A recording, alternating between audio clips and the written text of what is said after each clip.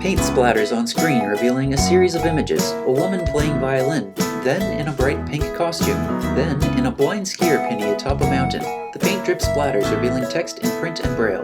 Unsightly Opinions. Hi, welcome to Unsightly Opinions. My name's Tamara. Today, I want to share with you a little bit more about my health and some of the other disabilities I deal with on a daily basis. This is an incredibly nerve-wracking video for me because I am typically a very private person. Despite talking so much openly on the internet, I don't broadcast a lot of details about my personal life, about my personal experience beyond vision loss. But I think this video is incredibly important to make because I don't want to feel like I'm hiding a piece of that experience from you, and I don't want to feel like I have to edit around certain things as they happen, and that I'm not being entirely honest about what I go through on a daily basis. Before we get into the meat of what I want to talk about, first, I am probably not going to share 100% of what's going on in terms of medical details and personal history because I want to maintain a semblance of privacy. While I am sharing part of that because I want to be open, there are parts that I am going to keep private for me, possibly for now, possibly forever. I'm going to ask you to please try and respect that. Second, I know it's a natural impulse for people to want to offer solutions and for people to try and offer help where they can. And I don't want this to come across harshly, and I don't want people to feel like I'm rejecting their ideas. I'm going to respectfully ask that you not put any suggestions in the comments regarding cures, treatments, herbal remedies, other options that might improve my situation. I want you to know that I work with an incredibly diverse range of medical professionals and allied health professionals to work on my personal situation. They are an incredibly experienced group, so while I appreciate that you probably will have things that you want to suggest or have me try, I don't want to argue with anybody in the comments about what I've tried, what I should be trying, and while I respect everyone's life experience, I want you to know that I need to trust my health professionals and myself because we have the full picture.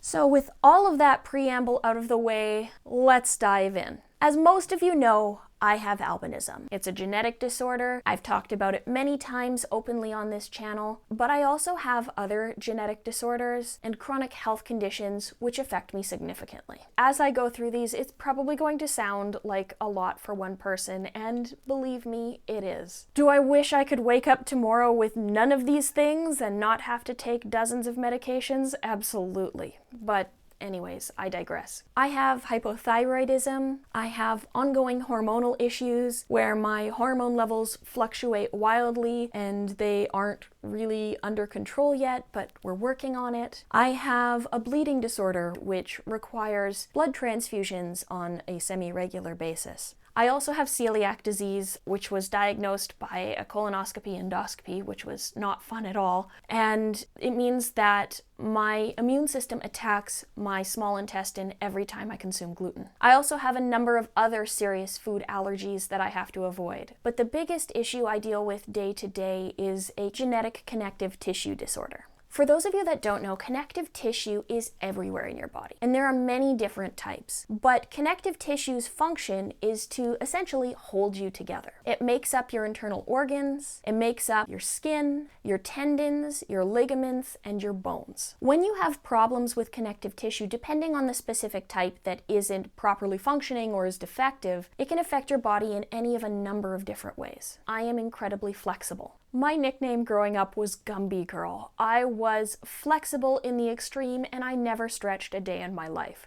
I used to do all kinds of party tricks and contort my body into all kinds of strange positions. My friends would marvel at my ability to fold myself into a half locker, and I didn't necessarily recognize that doing those things wasn't good for me. Throughout my childhood, I thought many things were normal that were really not normal. On my mom's side, there was a long family history of many medical issues. My mom frequently would dislocate her joints, as would her mom. So It was assumed that I was just super flexible and that I'd inherited my mother's joints. It was also assumed that because my mother had experienced that her whole life, that it was very normal for me to experience the same things. So I didn't understand that dislocating joints multiple times a day or that being in constant pain weren't something everybody else experienced. With my vision loss, there were so many other things going on that we never really addressed any of my other chronic health issues. I was just told it's normal to be in pain, it's normal for joints to pop out, here's how you pop them back in, go on your merry way. I was an incredibly rough and tumble kid. I wanted to be out with everybody else playing soccer and basketball, running, jumping, leaping, and doing all kinds of things that were damaging to my joints. I didn't know any better. And so now my joints have deteriorated to a point that I need surgical intervention for them to function properly, but surgery is not advisable. At this point, many of my joints are so lax that they don't support me anymore. In particular, my hips will dislocate frequently, and I can be standing or walking and my legs will just collapse out from under me. I deal with extreme muscle cramping and pain because my muscles are doing the joints that my tendons and ligaments should be doing to try and keep me in one piece.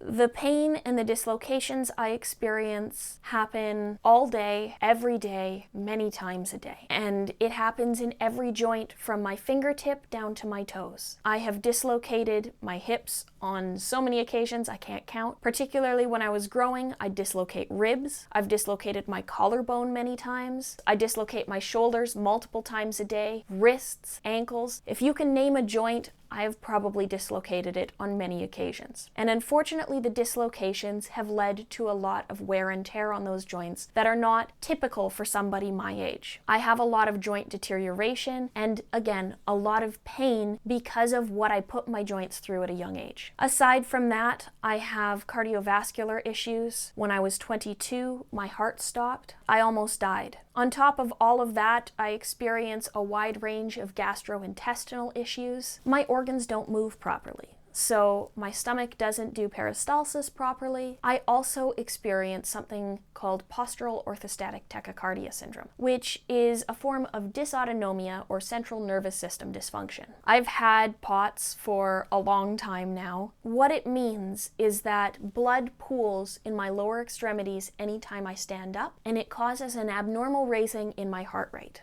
Dysautonomia can look different for different people. Mine is hypovolemic, so I don't maintain enough blood volume in my blood vessels to keep my blood pressure high enough, to keep my blood in the upper part of my body. And part of the reason for that is my faulty connective tissue. My blood vessels are too stretchy, so the moment I change positions, blood rushes to my lower extremities, it pools there, and I don't get enough oxygen to my brain. Oftentimes when I stand up, I will pass out. I have gotten very good over the last few years at typically recognizing when I get dizzy or when I'm about to pass out and I get down to the floor in time, but there are times that I don't. And I have experienced numerous concussions and numerous injuries from falling down the stairs, from collapsing because I didn't have enough blood in my head, my heart rate got too high, and the only way for my body to reset was me collapsing onto the floor. It's incredibly scary sometimes because it's very disorienting and it's very frustrating because it doesn't allow me to do the things that I want to do. Inside my head, I'm a very active person. Ooh, okay, I'm getting emotional. Inside my head, I'm a very active person. Inside my head, I can run and jump and do all of the things I did when I was a kid. But unfortunately, my body doesn't let me do those things anymore. And it can be very frustrating on so many levels, not to be able to do the things that you want to do without many accommodations or having to avoid doing them altogether, because the consequences are bad. The POTS, or postural orthostatic tachycardia syndrome, prevents me from doing a lot of active things. And while for many people, exercise and doing physical things can improve it, for me, it has not done that. When it comes to what I want my body to do and what it's capable of doing are two very different things. I want to be able to run and jump and downhill ski and rock climb and do any of the 1,000 things that I enjoyed doing But unfortunately, there is significant risk associated with doing any of the things that I might want to do. In many cases, walking from the bedroom to the kitchen poses risks because I can have a joint collapse out from under me, or my heart rate can get too high and I will pass out on the floor. So at this point, despite trying any of a dozen different interventions to try and mediate some of these responses in my body, and we're still trying more, the decision has been made that I need to start using a wheelchair. It was an incredibly difficult conversation, and it took me a long time to accept that need. Does that mean I need a wheelchair 100% of the time? No. I am still ambulatory, I am still capable of walking, but the risks associated with walking are high. I have to start being smarter about what I do with my body if I want it to last a long time. Things that I even did a few years ago, which were quite risky, like downhill ski, not because of my vision loss, but because of my connective tissue disorder, because of my heart problems, because of my autonomic nervous system problems, are things that I have to stop doing. Whew, it feels real now that I have to say it out loud.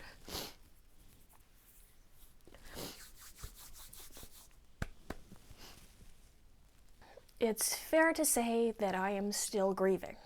Am I still going to walk as much as I am physically able to do? Yes. Am I still going to actively work in the hopes that there is a possibility that things could improve? Yes. Is it likely that things are going to improve from where they are now? No. Does this transition raise a whole bunch of complications in terms of mobility? Yes. Does it change a whole bunch of things in terms of my personal independence? Yes. Am I going to have to learn how to do things a new way again? Yes. I am not the kind of person who gives up. I am not somebody who is going to take no as an answer. I am going to keep looking. I am going to keep working. I am going to do everything that I can to maintain the mobility that I have.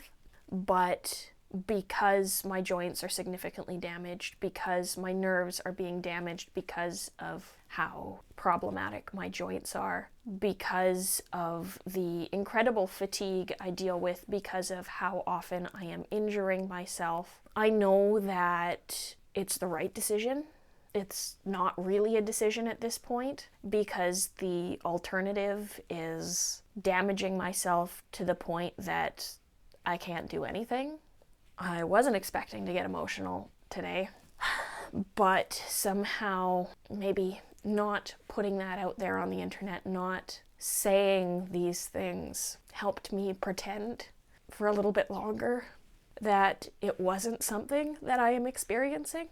And is that a healthy coping mechanism? Absolutely not. Do I know that? Yes. Don't take my moment of weakness right now as me being miserable, because I'm not. It's just another transition, another bump in the road, another piece in the puzzle that is my life, and I'm just gonna keep figuring out ways to move forward. So sometimes you may see me walking, sometimes you may see me using forearm crutches or a wheelchair, so I don't want that to come as a shock. I don't want people to wonder why that's happening. I needed to make this video as much for me as much to tell you what's going on and for me to come to terms with my experience. And I'll share more of this story as I am comfortable doing so.